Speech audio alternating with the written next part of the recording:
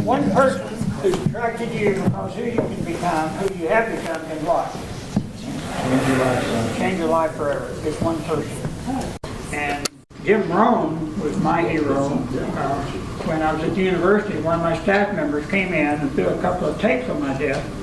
That I found out later he taped illegally at an Amway meeting in Sacramento, California. And Betty and I listened to those tapes and changed our life forever. So a lot of things that we share. So this morning we're going to start with these three characters. They're all legal. They're here legally. And Steve Denny is going to be our MC. We're going to videotape that part of it. But and then we'll have some chaos after that. But in the meantime, Steve Denny heard me speak somewhere, right? Come on, Steve. Steve, we met several years ago, both live in Lake St. Louis. Yeah, about 10 years ago. Is that okay? Or more. Yeah. And so he and I really hit it off, became a Hills Angel, and then we started looking at all the things that we're doing in this whole network, which is throughout North America. One of our Hills Angels is in Pakistan today, setting up business over there, and then she's going to Beijing, China, do business there.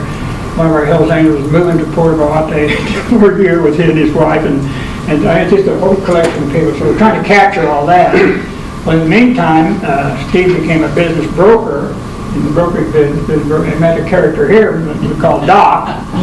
And then Loren Cook and I met in Acapulco, right? Yep. Speaking down there. So it's whole this thing, you don't know where it's going to go, but it can change a lot of lives. So let's welcome Steve Denny. Ball is your court. So I am pleased to be able to introduce again to the group Doc Yanoff, who you guys met a couple of months ago. Just in way of introduction, Doc and I met through Keith Volmer, who's a CPA and contract CFO here in town.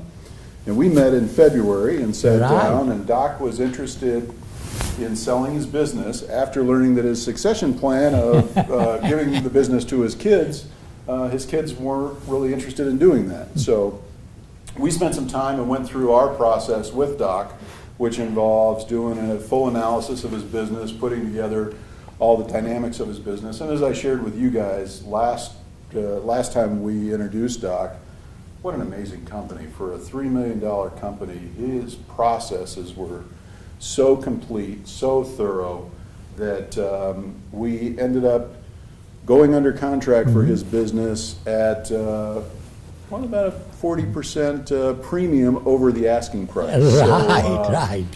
Ended up with a very nice deal. Doc has agreed, for the benefit of all Hills Angels, to stand up and talk about that a little bit. And we're also very honored and delighted to have Mr. Loren Cook with us this morning. Many of you know Loren. Loren is a tax and legal expert, attorney and tax expert, and he's agreed to run this workshop with us with Doc this morning to talk about the transaction and what are some of the possible tax implications that Doc may face and things that he might want to consider as we go to complete this transaction over the course of the next 3 or 4 weeks.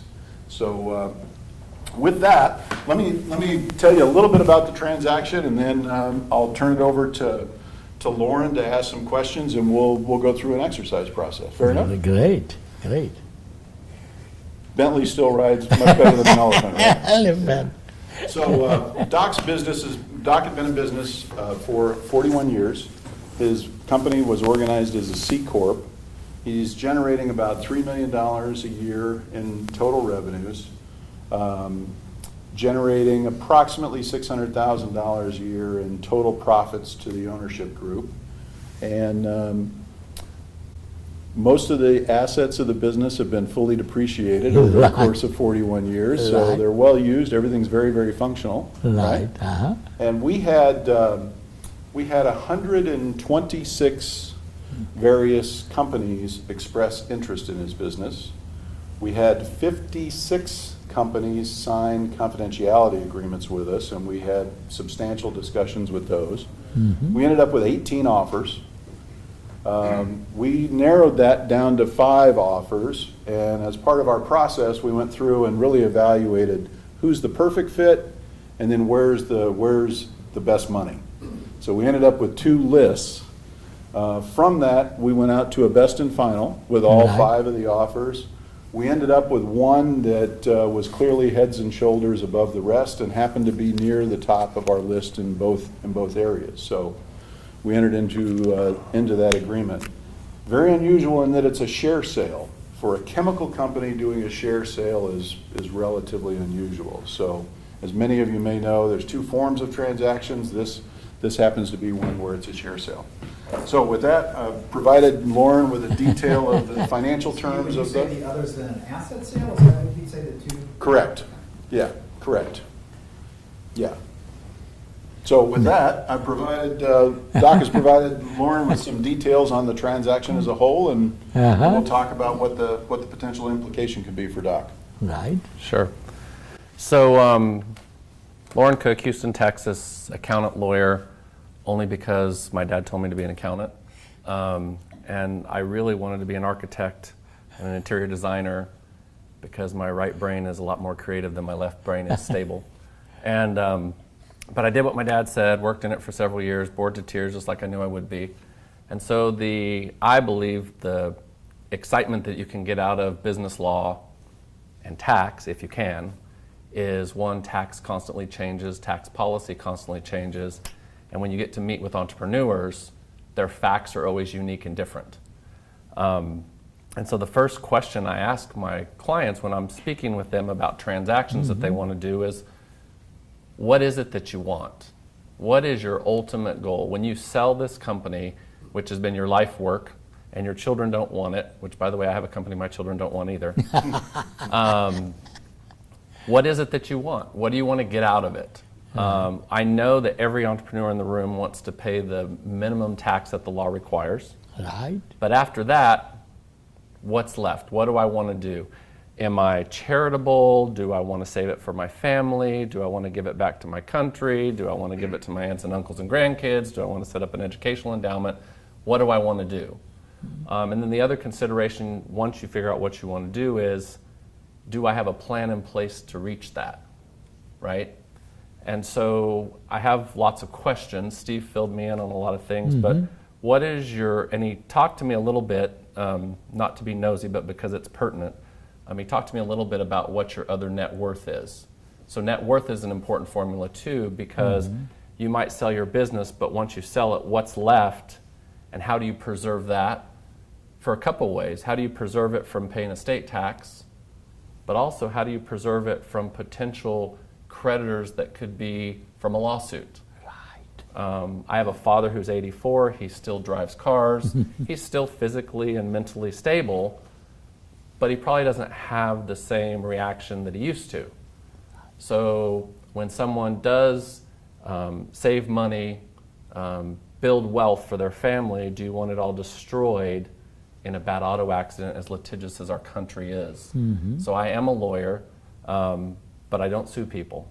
So what I try to do is I help business owners that if they do get sued, because if you're in business long enough, you will get sued. How do you protect what you've built and force the lawyers to be reasonable and use the insurance system as opposed to everything I ever earned, right? So first of all, some of your goals and thoughts about once you sell this business, what's your expectation of your family's wealth and passing it to whoever you choose? That's great. Well, before I start on that question, I want to thank Steve for doing a very professional and phenomenal job.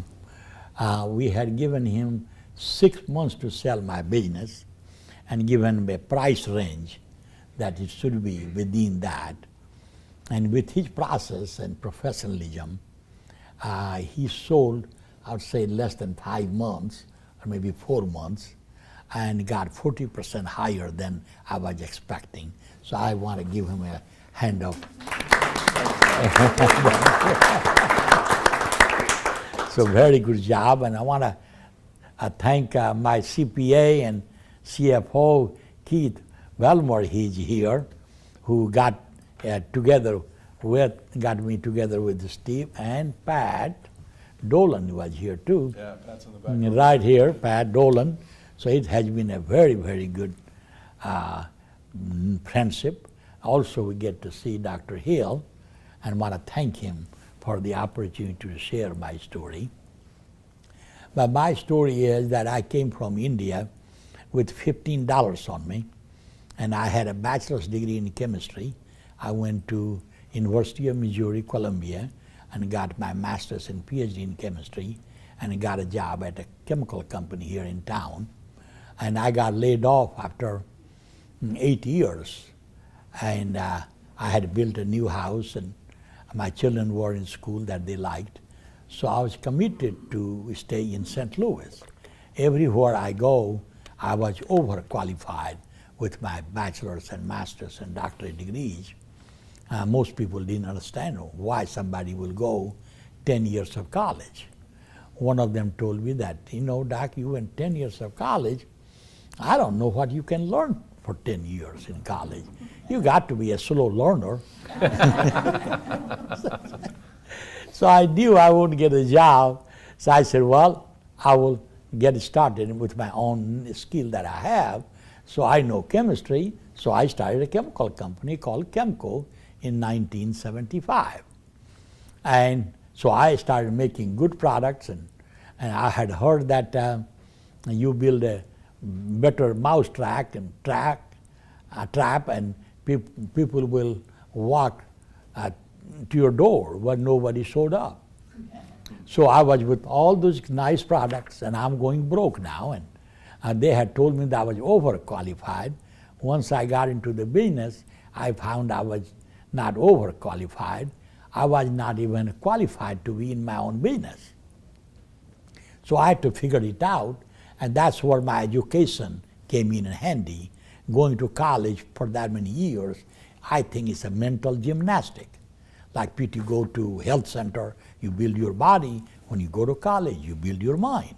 So I got the challenge. I got to face it right head on. So I said, well, I'm a PhD. What the heck? I can learn how to sell, because without sales, I'm going to be broke. So I went to Dale Carnegie Institute, where they taught me, because as a chemist, you always look on things like this. But now you got to talk to people and eyeball to eyeball, that I didn't know how to do. But they broke my eggshell and got me exposed to talking to people.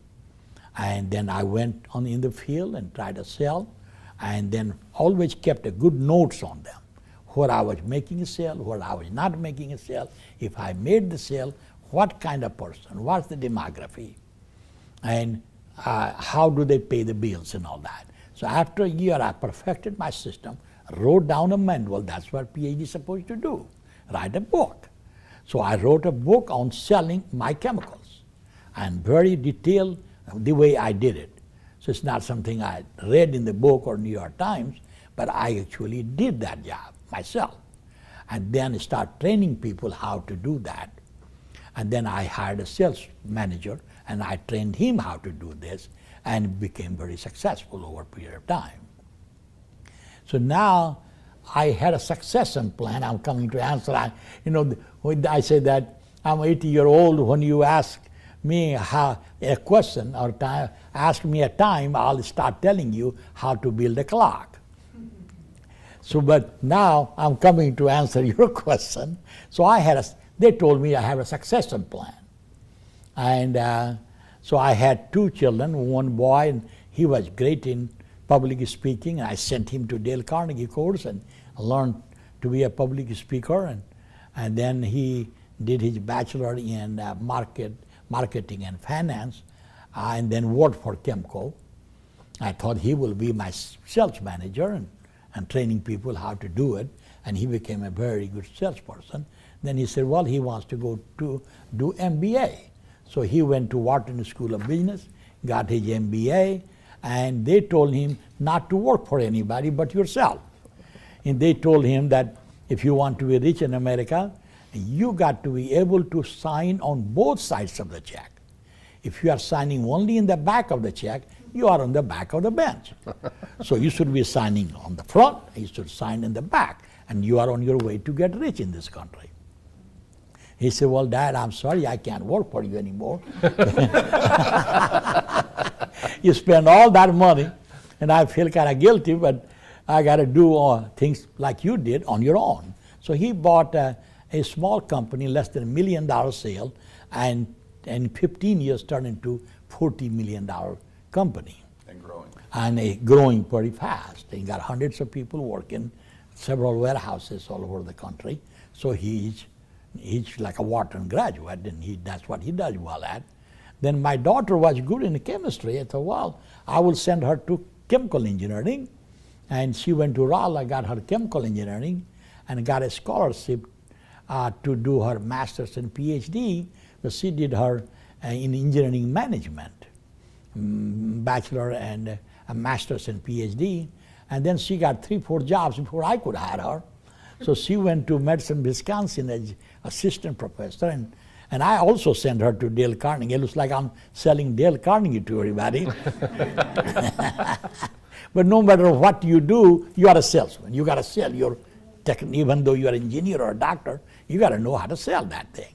And they became very good salesperson, so she moved up pretty fast and became a dean of the school. So I tried to recruit her. She came in one summer to work for me, but she didn't like the program here.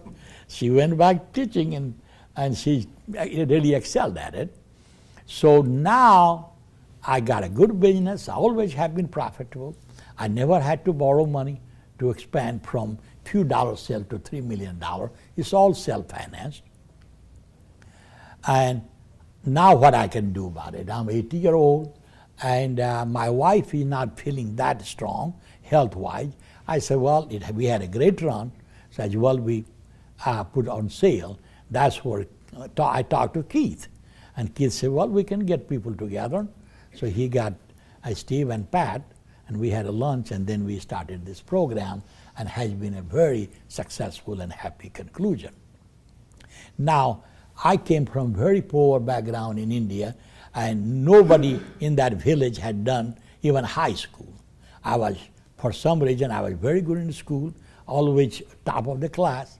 So I proceeded in chemistry. That was my favorite subject. Most of my classmates didn't like chemistry, but I loved chemistry. So I went all the way to the PhD. And so I started a school in India, and that became very successful. That has been taken over by government now. So I don't have that much of investment in that, except I got a few scholarships that's going on that school. Recently, I started a scholarship in University of Missouri under the name of my professor, Dr. George Garner, who was my counselor and a PhD advisor and mentor for a long time. He is over 90-year-old. And so we started a scholarship for the students who are interested in chemistry and biochemistry field. So education has been my goal because that's what brought me here. And I tell people education can open a lot of doors that you could not open yourself. And so I want to do something for educational things, scholarships, and help people or help in India, people in India. I had started a Mahatma Gandhi Center on Wideman Road, and I was chairman of that for in town, right here in town. And that is very successful. Then you got a temple, Hindu temple there, and that's very successful. Now I'm not that much involved in it, but they bought another 5-acre ground and building educational wings in that. So every time you hear my education, it has been my really hot button. I have been active in. A lot of young people come from India. They are very bright, but they need old people like us to guide them how to succeed in this country. And I'm so seasoned, seasoned people, and I need some young people to get their energy. And they used to, a lot of them still do, but most of them are graduated from my school, and some of them are multimillionaires. With my guidance, of course, they are talented people to start with. So I have been very much involved. So at least got over a dozen of young, bright people consulting with me all the time, free of charge. And they come to our home, or every weekend they have birthday party or anniversary party or graduation party. So always I get invited or get to speak to them. So this has been my goal, how I can help other people to achieve the American dream that I achieved. It's a long, long answer, but It's a great answer. It's a great answer. And personal net worth outside of your business. Okay. Suffice it to say, several million dollars? Yeah, it will be over $4 million besides this sale. So this sale will add, I don't know about the tax thing too, so about close to 3 million. Probably it will be over 3 million by the time we get done, but I don't know how much the tax. I had asked Keith about that. So he had The answer is it depends, right? It depends, that's right. So by the time I get done, my net worth should be around 7 million. And my house is over $3 million, which is almost paid for. Okay. So that will be added on that. Okay. So it will be around $7-8 million net worth after everything is done. Okay. And you and your wife have community property, joint property, separate property? Okay, the house is combined, Okay. but business is owned by me individually. Okay. And I'm not sure about Missouri. I know in Texas we have community property. So in Missouri, is it community property, separate property? Separate? You don't- no one Lawyer knows? here? Has anyone ever been divorced here? It's not community property. Okay, so it's separate. Okay. Opposite of that. Okay. Okay. So it sounds to me like you're very philanthropic, that you appreciate education, you've given a little bit back to your cultural faith. It sounds like you and your wife are ready to kind of relax and let the business be aside. And it sounds to me like your children are very successful. Very successful. So if there's any money left, great, but they don't really need it. No, they told us so too. Okay, okay, that's fair. So I'm going to stand. Okay, Sit. great. I'm going to draw some pictures up here. But I decided I was trying to think of something to do with this happy face. And I think this is going to be Doc. Because I think that he just sheds light when you talk to him. He really does. Just exudes light and education. And I just wanted to have fun with this because I can't use that part. So what my prescription would be if you came to my office and we were brainstorming about this, the first thing we would talk about is the tax, which interestingly enough, most sales that I see from my clients, people want to buy the assets, they don't want to buy the company. So the first question I asked Steve yesterday when he was giving me a summary, and Doc didn't mention this, but a big portion of his sales is through the government online, what is it called? GSA board. Yes, sir. GSA portal. And so one of the reasons someone would want to buy the stock of his company instead of the assets is because the company is already qualified in this GSA portal to get this government business. And if they sell the assets, then this company, the new buyer would have to go back and requalify, if at all, right? And that's hard to do. I mean, we know dealing with the federal government is challenging at best. So lucky for you, whenever you have a C Corp and you're able to get someone to buy the stock and not the assets, Right. you're going to get capital gain treatment, which is currently the lowest tax we pay for income that we get. Ordinary federal tax rates are basically 40%, and capital gains are either 15% or 20% or 0% if you're in the wrong bracket. So we know that Doc's not down in these brackets, so he's at the 20% level. We do have the Affordable Health Care Act 3.8% rider Yeah. on top of What did investment I know? earnings. I know. However, it is my understanding and belief, and the way we work on taxes, that 3.8% will not apply to you because you're actively engaged in the business. It's different if it's passive, but if you're actively engaged in the business, then you don't have to pick up the 3.8% kicker. Oh. Okay? So 3.8% of a big number is a big number, right? Yeah, I agree. So we're looking at 20%. So it's pretty straightforward. It's a stock sale. Anytime you sell corporate stock, you take what your basis is in it, and I have no idea what your basis in it. I suspect if all your assets are depreciated and you've been in it for a long time and taking your distributions, the basis is zero. Right. Okay? So basically, if it's and I'm going to use, I know it's not exactly $3 million, but if it's a $3 million sale, basically the difference is 0 to $3 million, you're going to pay 20%. And that's a big number, but it's better than this number right here. I agree. And it's better than what we might have in the coming years based on our government and our Congress, the way they spend, and they can't make up their mind, and the tax law is going to change again, and we're not sure how. So good timing, but then what do you do with it? How do you protect it?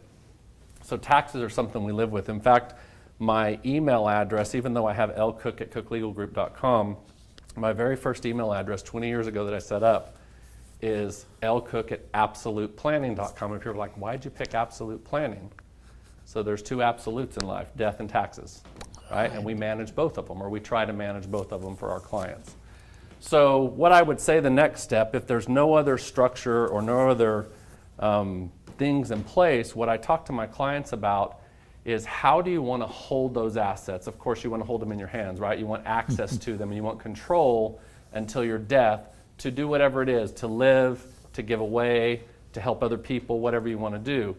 But what we don't want to happen is, and I'll use my dad as an example, I do not want my father to be driving in Dallas, Texas, get in an accident involving 5 people where there's death. Maximum insurance coverage you can buy in Texas for that is $500,000. You can always buy an umbrella, but how big is big enough, right? What if it's a busload of people? And so I don't think that my mom and dad deserve to lose everything they've ever worked hard for in their retirement because of one accident. I think that's an insurance company issue and maybe a societal issue we have in the United States of litigation. But anyway, to protect against that, my father has what we call, and I actually have one too, I don't ever tell anybody to do something I don't do. We have a family limited partnership. In a family limited partnership, the way the documents are drafted, and once you move the assets in there, you always have control, you always have liquidity, there's no taxation different than a personal tax return, but the way the documents are drafted and the control agreements are issued and the restricted stock is issued, an outside third-party creditor can never get inside that veil to take your assets away. Okay? A lot of people, a lot of planners use trusts to do the same thing. Right. The difference is there's only 2 kinds of trusts, so I don't want to offend anybody that has a trust, but there's revocable trusts. Right. What does revoke mean? Revoke means, hey, I can change it anytime I want. And guess what else that means? That means I control it. Right. If I control it and the court rules against me, the judge can make you do things. He can throw you in jail until you control it the way he wants. In an irrevocable trust, you can't control it. When you put the proceeds in that trust, although it's protected from your creditors now, it's not your money anymore. You don't get to invade it. You don't get to go back. You don't get to say, I made a mistake. An irrevocable trust is a completed gift that you made to someone else. And in that sense, anytime we make an annual gift of more than $14,000, there could potentially be a gift tax. Now, in your case, you can make lifetime gifts. And right now, each and every person can die or make a lifetime gift of $5,900,000 without paying an estate tax or a gift tax. You have to fill out the form, but it's exempt from the tax itself. So if your estate, joint, and several is not more than basically $12 million, you don't have an issue. So I know you say your estate's roughly worth 8, but what's interesting is with investment and opportunity and the education you have and the background you have, that 8 certainly could grow quickly in your retirement. You don't have the same business risks you used to have, right? Because as business owners, what do we do when our business is kind of slumping? We go, okay, savings account, pull it out of our pocket and put more in, right? So we've lost that risk once the sale happens. The other thing that's going to happen when you do sell it, even though it's a cash deal and you're done, there are reps and warranties that are going to be in your contract with the purchaser. So we have potentially, just a personal accident. We also have potential business litigation that could come back if they didn't buy the rosy company they thought they were buying. And it's funny how lawyers can twist words. And whenever you have a contract that has the reps and warranties. I thought the rep and warranty meant this, but whenever you're stressed out and in trouble with the new business you just bought or financially burdened, you twist that word to mean something you want it to mean for your purpose, and your creative lawyer gets that done, and all of a sudden we're back in a lawsuit with the person that bought the company from us. So also protection from that.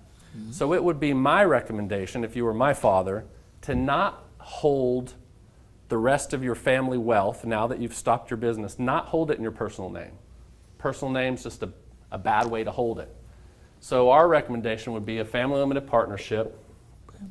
That is not a legal entity. It is an entity, but the name family limited partnership is not, you don't go to the Secretary of State and say, hey, I want to form a family limited partnership. It's a limited partnership at the state level that has special provisions in it. And what it does is it keeps outsiders out and insiders in. So typically it's made up of two entities. It's made up of a C corporation, okay? And it's made up of a state level limited partnership. So it's two entities. And the goal is to control this entity, but not to a point where a third party creditor could sue you, get the stock, and get control. So the key to this is the corporation that acts as the general partner. And that general partner, the way you control a corporation is by controlling the board of directors. And the way you get a board of directors is that shareholders vote for board members. Okay? So as the shareholders of this company, we would want you and your wife, as long as you share and share alike, regardless of what state you're in. 60, how many years have you been married? 60 years. 60 years of marriage, okay, they're sharing. So we only let you guys have 24.5% each. And you say, okay, Loren, that is 49%, and that doesn't sound like control to me. Right. The other 51%, we want at least 3 people. So that's either, it's going to be 17% or less, depending on how many people you sign up. You say, well, Loren, why would I create a company where I lose control? And what I say is, you're not going to lose control because the stock that we issue here is restricted on its face. And the restriction of that, has anybody ever gotten restricted stock? Yes. What's it worth? 0. 0, right? Unless there's action by the company or the board. So what happens in this restricted stock, it's subject to a shareholders voting agreement. And in that voting agreement, it says you must put Doc and his wife, you must vote by proxy, Doc and his wife, to be the board of directors every single year until they decide otherwise. So even if Loren Cook got a piece of the stock, because you only have 2 kids and I know you would like a third, I'm on the shareholders. When I vote every year, I have to vote for Doc and his wife to be on the board, and I just have to sit there and smile and hold my share certificate and put it in a frame. I mean, it's no good unless Doc acts. Okay? So that's how we control the C Corp. Well, I've talked about the C Corp, but what about this family limited partnership, which is really just a name or a brand? In the family limited partnership, this is where we want the assets to end up. We want your pot of gold here because in limited partnerships, Doc and his wife can put their assets in, and when they put their assets in, it's in exchange for ownership units in the limited partnership. Okay? So it's a tax-free transaction. So let's just use cash as an example. If I have $10 million of cash, I take it out of my personal name, I put it into my limited partnership, and now if I get in the car wreck and they sue me, they can't sue the company. The company didn't have the car wreck. They can sue the driver and the title owner of the car.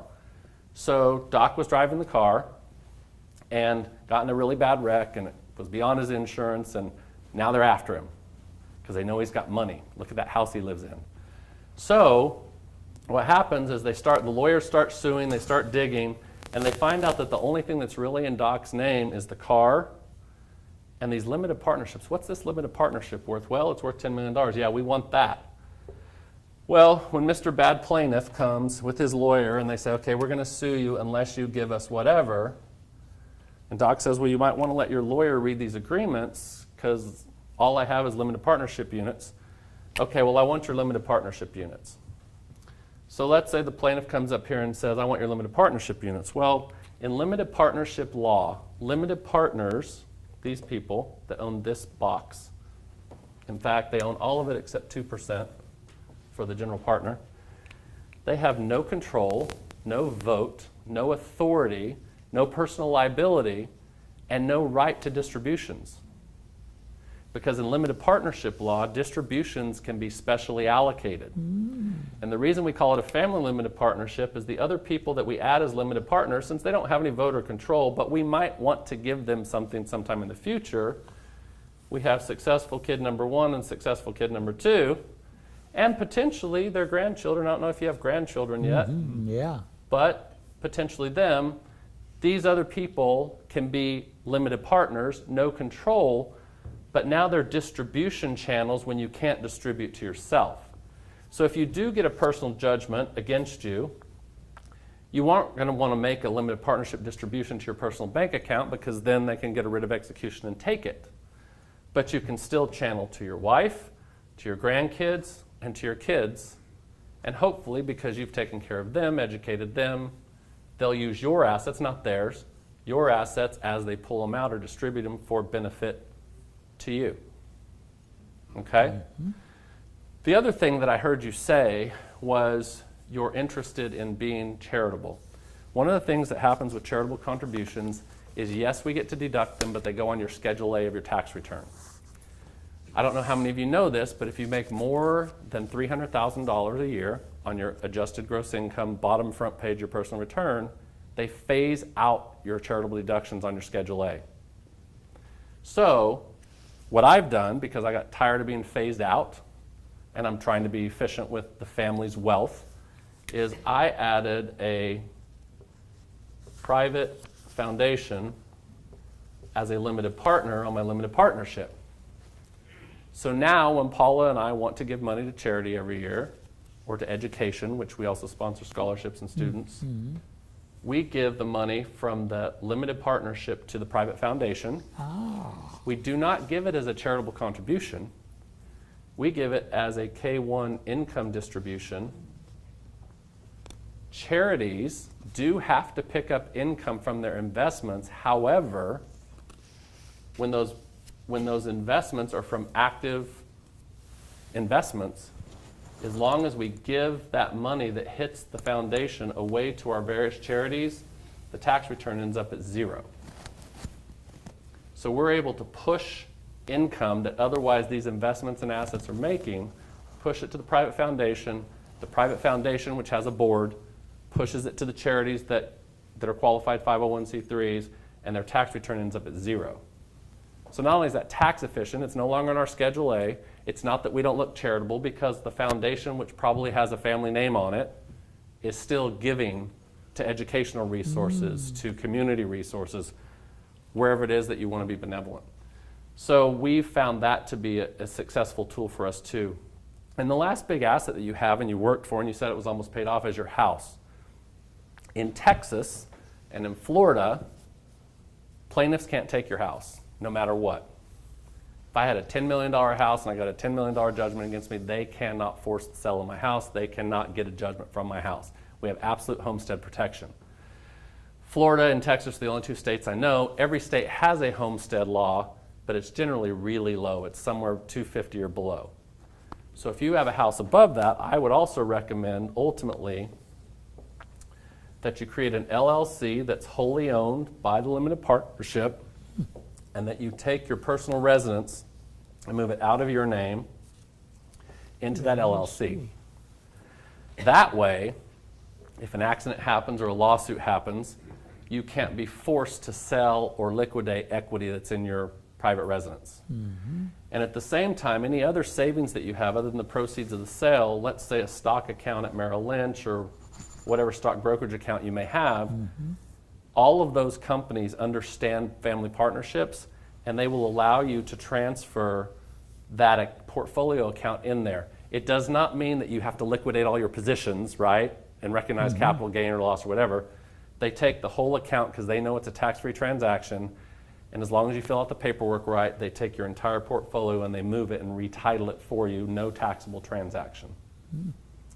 So are there any other assets besides the house, potential stock investments, and this cash flow you're going to get that you might need to move? The only thing you can't move into a limited partnership is an S corp. If you have a business that's an S corp, you cannot move it in because S corps can only be owned by people. They can't be owned by partnerships. So a lot of people that have LLCs, and I used an LLC here, LLCs can be taxed 5 different ways. A lot of people set up an LLC because it's the easiest form of business, and then their CPA says, make an S election, which is what CPAs are taught. The problem with it is then you can never take that LLC and push it in, because anytime an S corp is owned by a non-individual, it by default, operation of law becomes a C corp, which is then a bad deal, because there's no such thing as capital gains inside the C corps. Well, there is. They get taxed ordinary. So are you saying you cannot move an LLC into it? you can move an existing LLC into a partnership, limited partnership, tax-free, as long as its tax status is not S. So LLCs can be taxed as to the individual as disregarded, right? An individual owns an LLC, they have the corporate veil at the state level, but all the income's reported on Schedule C of their 1040. They can have an LLC that they designate S, so then it's filed on a Form 1120S. They can have an LLC taxed as a partnership. LLCs taxed as partnerships can be moved because they go from individual ownership into partnership ownership. So only the S designation. Unfortunately, LLC is the most popular entity, and the most popular tax designation is S, which is unfortunate. But again, I was a CPA first. I never was taught any of this stuff in undergrad or for the CPA exam, to be honest with you. So when I studied it in graduate school and law school, tax, is when I started learning all these tricks of why you can do one transaction one way or one the other way. So it's not their fault that they're making you S's, it's just that's what they know. Good. Interesting. Any other thoughts on this? Any other questions on this? I think that's really great. Yeah, the first time I heard, so I don't understand everything, but I would like to have your card, so Sure. We can talk. so when I need it, then you know. We know what to most people are afraid to talk to lawyers because, one, they don't trust them, and two, they think they're expensive. So what our process has been in my 20 years in my firm, we have both an accounting firm and a law firm, and we have to operate separately because of the state. But what our practice has been is when business owners have questions, they typically go to their CPA, not their lawyer, because CPAs aren't as expensive and they seem to be a more trustworthy group. At our law firm, we invite people in and we say, we're not going to charge you. Bring all your stuff in. We're going to brainstorm first.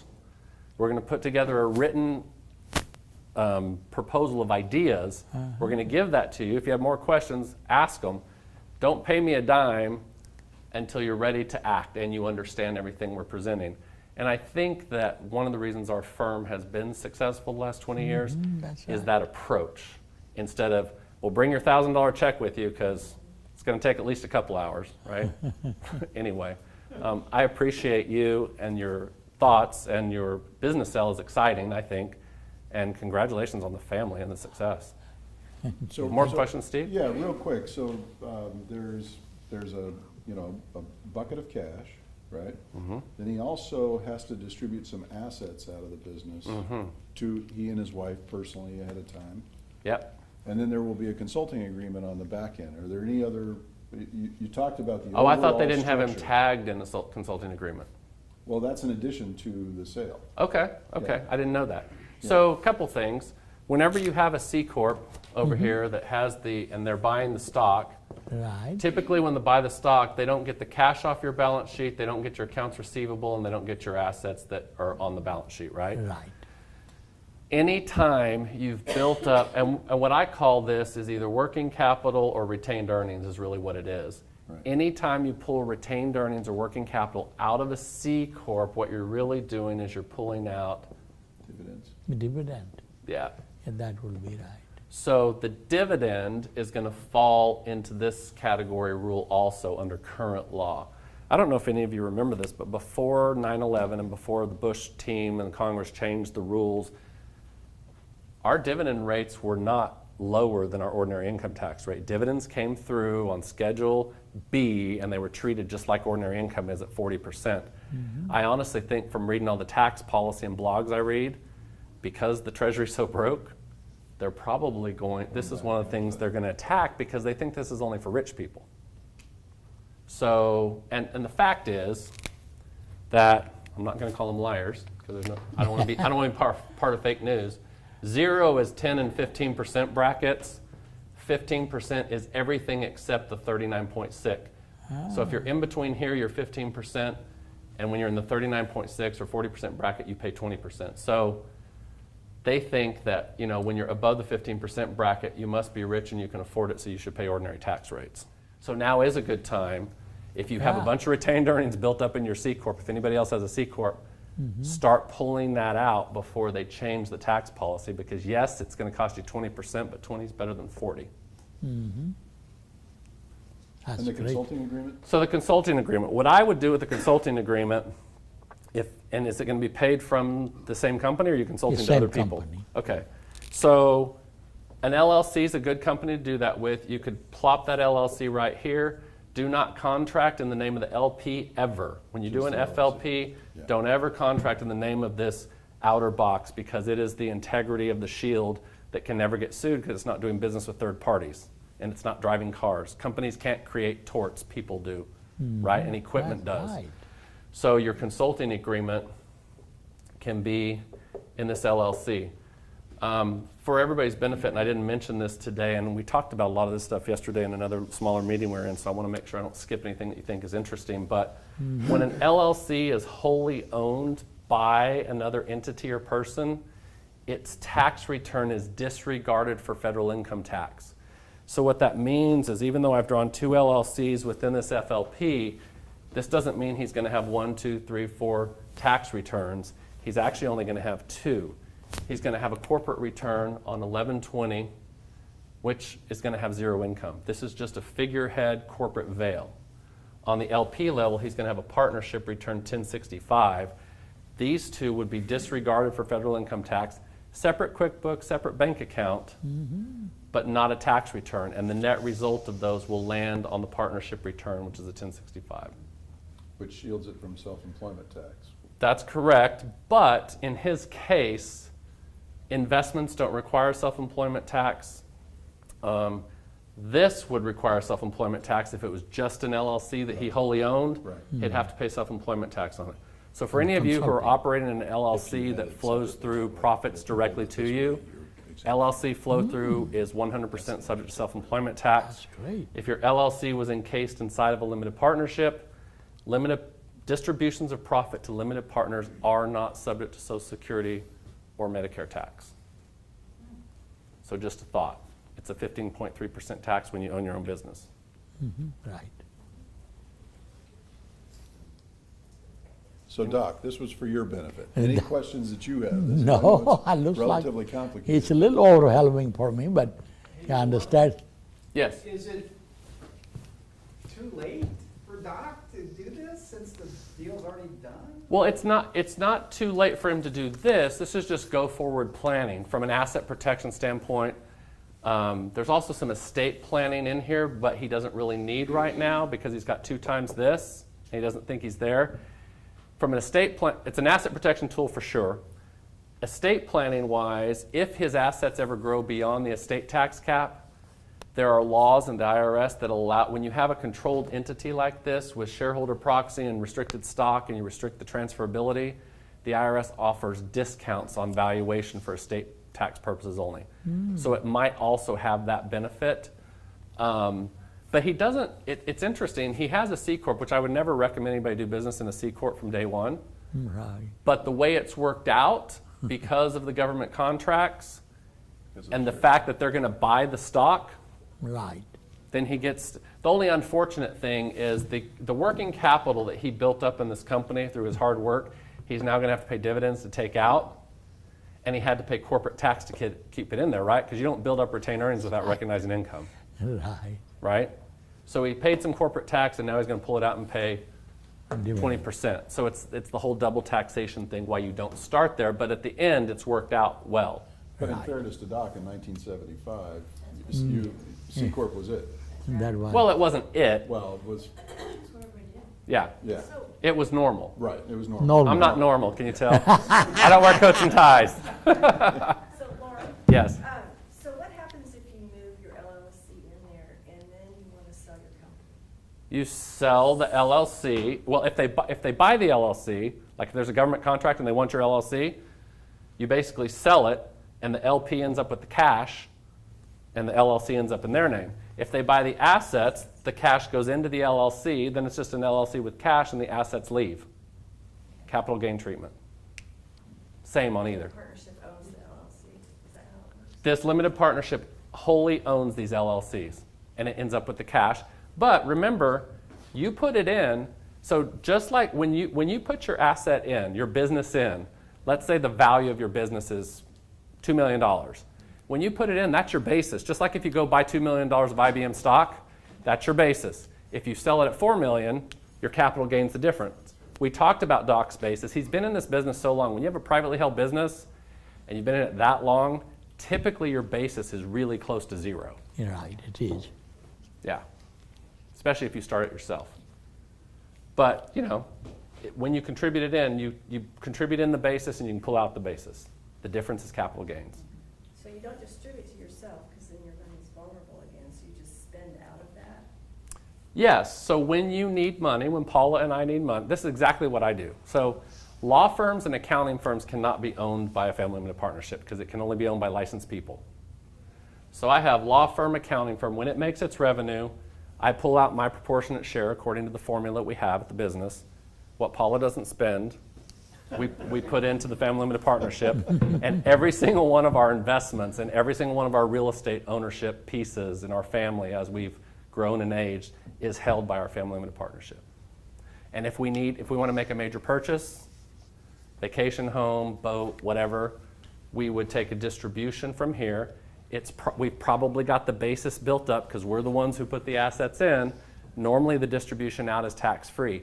If you ever pull out more than you've put in, it's like anything else, it's capital gain treatment. I was involved one time from an insurance perspective. There was a family that had a massive amount of farm ground that they wanted to transfer out. And the attorneys for the insurance company put together a charitable remainder trust. Mm-hmm. Dumped all the assets into this that provided an income for the rest of the parent's life, Mm-hmm. as well as purchased a life insurance contract to give the kids and transfer the wealth from one generation to the next. Are we talking about the same thing here, or just a step after? You could do that if you want to. Can you repeat the question so everybody can hear it? So a charitable remainder trust is a trust that you give a charitable contribution to now, and you get the charitable deduction on Schedule A, not on a foundation. So if you have high income, there's phase out, okay? So you have to be careful with that. But let's say there was no phase out.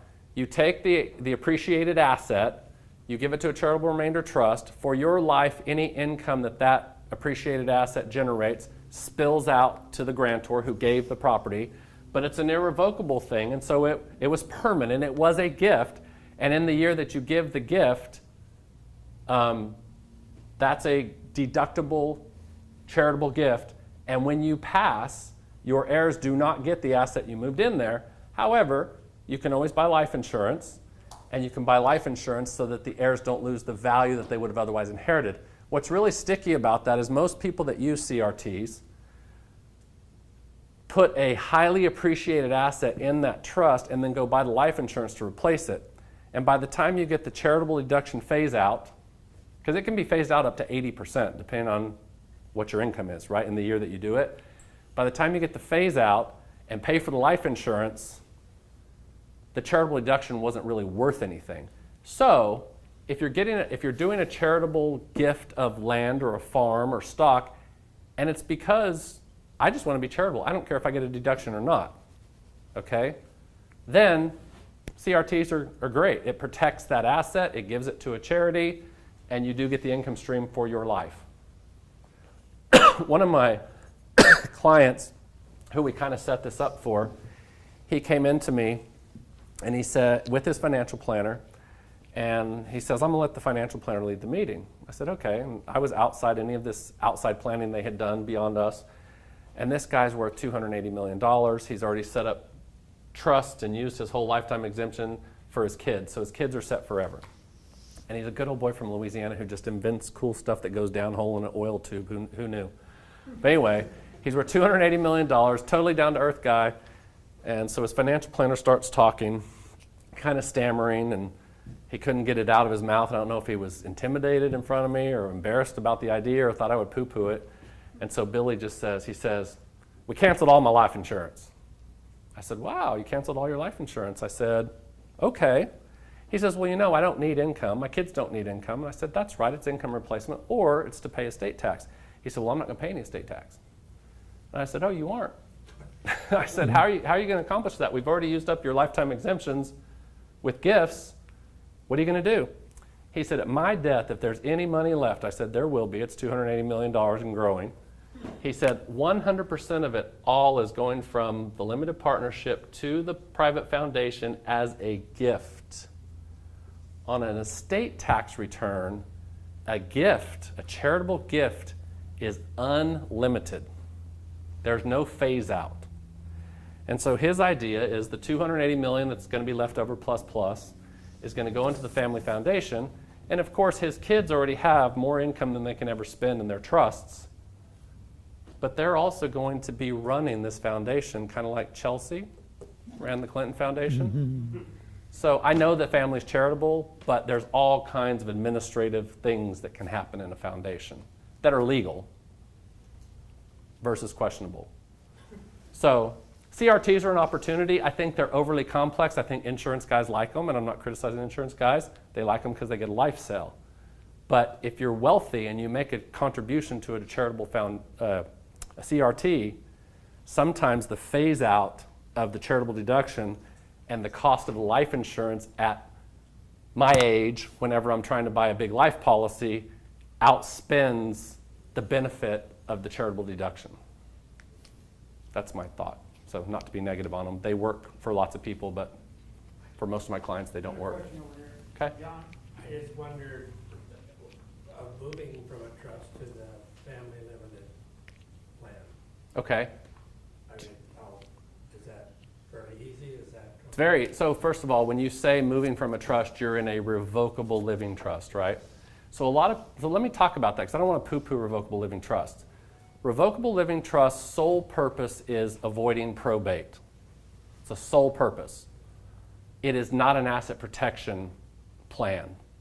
And so revocable living trust, the premise is you move all your assets in the revocable living trust, and whenever you die, there's what's called probate at the state level to get your assets titled out of your name to someone else's name.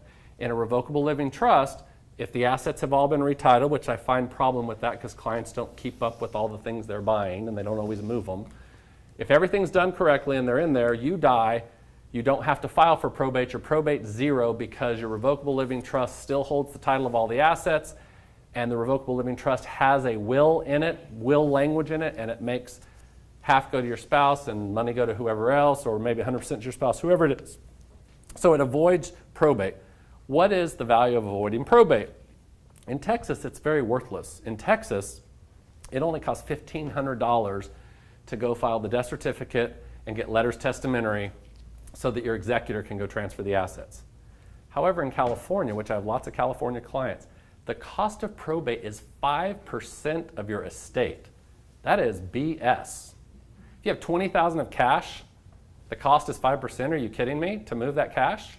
So, in states that have expensive probate, and I'm not sure on Missouri because I'm not a Missouri attorney, in states that have probate, what I would say is any asset that you can do a payable on death notation on, like a bank account or a stock account or a 401k or a life insurance policy, that's all out of probate anyway.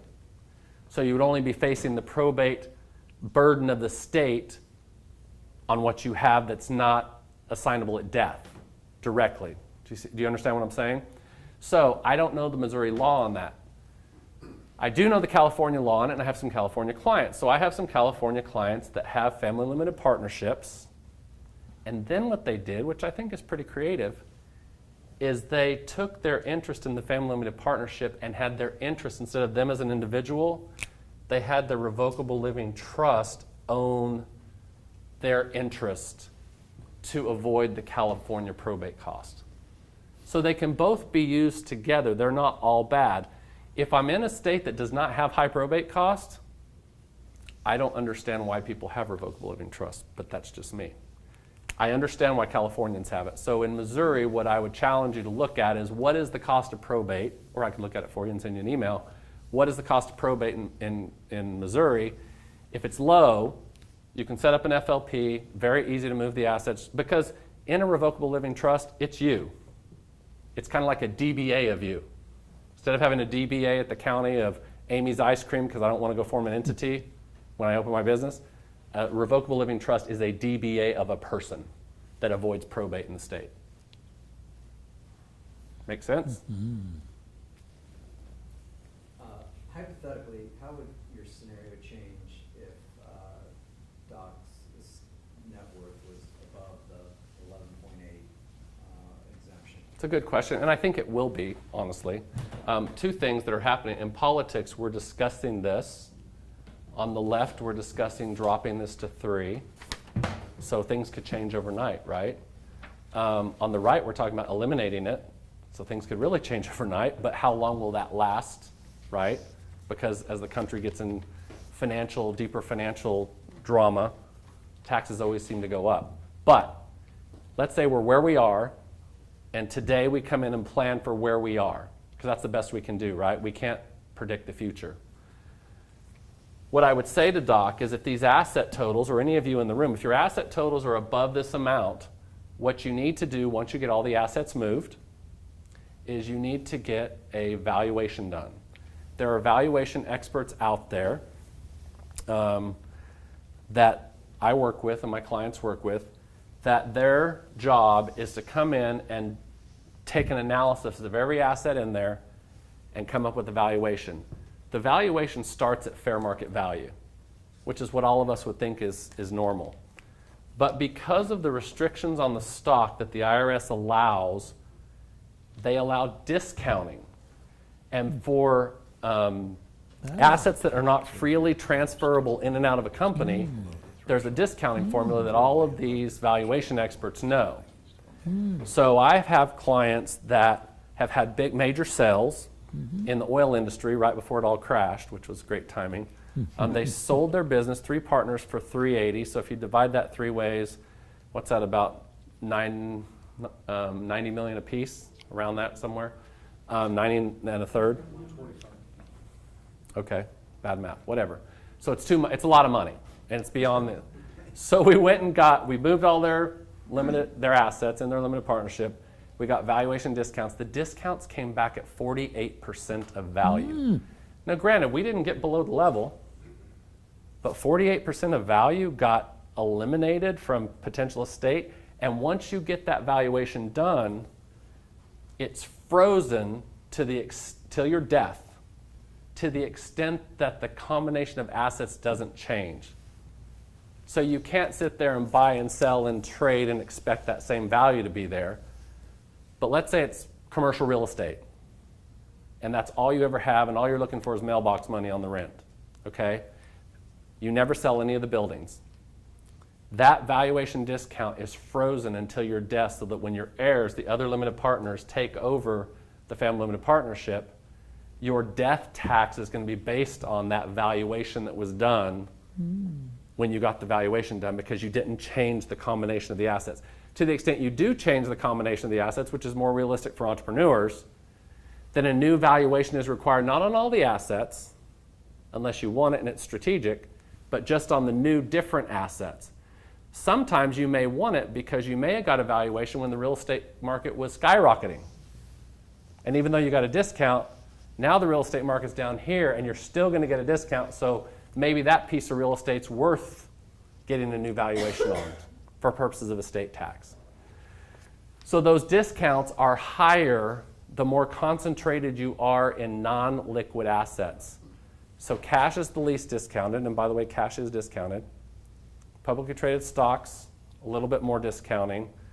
private placement partnerships and private stocks, a little more discounted. Family businesses and farms, a little bit more discounted. And real estate, the most discounted. Because who wants to have to sell real estate within 9 months of death? Now, if you hire Steve, it might happen because he did this in 5. But if you're forced to sell real estate to pay estate taxes, that's a problem if you're in a bad real estate market like 2008. So, did that kind of address your question? Yeah, so a follow-up would be, you get the discounts, and there's probably a separate conversation about the IRS's ability to challenge those discounts, but. You don't have to worry about it because you're going to be dead when they challenge it. What is interesting about them challenging it, and they do challenge them, by the way. So you affiliate yourself with someone who is not super uber aggressive, right? Because pigs get fat and hogs get slaughtered. So in the case law that I've read related to it, it's exactly that. The IRS makes an example out of people who are hogs. When it's pigs, they might fight you for a little while, but what ultimately happens is you win some, you lose some. We've been very successful. We don't really fight with them. We tell them we present really good arguments to them and they change their mind. So the other thing aside from that, which I didn't bring up, is when you do get that valuation discount, you know, whenever you and your wife start out and you each have, 48% of this, because 2%'s there, or I'm sorry, 49. God, my math is bad today, sorry.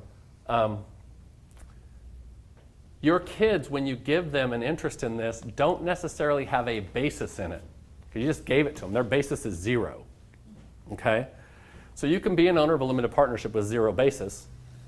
So once you get that discount, if I discount your overall pot of gold or your estate from 90 million to 40 million, that's the time to start giving the lifetime gifts while you know they're high. Because I get to give the gift at 5.9 million, and I just got my value dropped for valuation purposes to 40. So what's really happening is I got a 50% discount, so this really became worth double. So that's an opportunity. That's what the client did that still has the 280 and he's going to give it all to his foundation when he dies.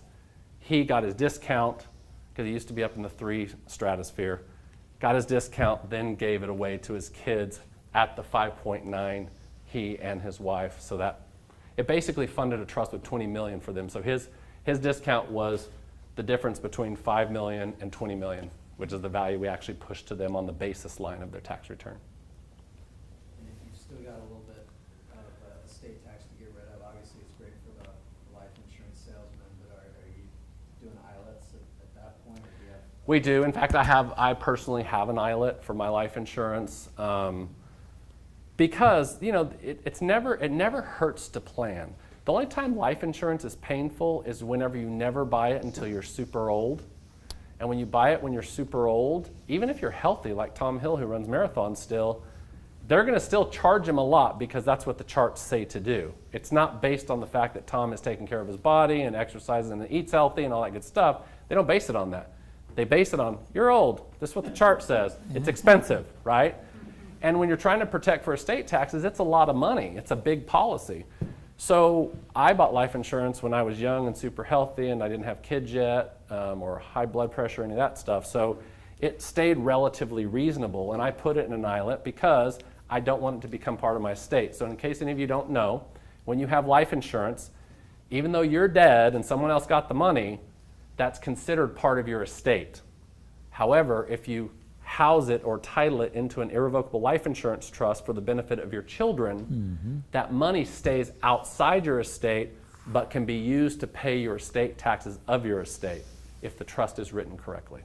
So that's a great question. So I believe in life insurance. I have 10 million.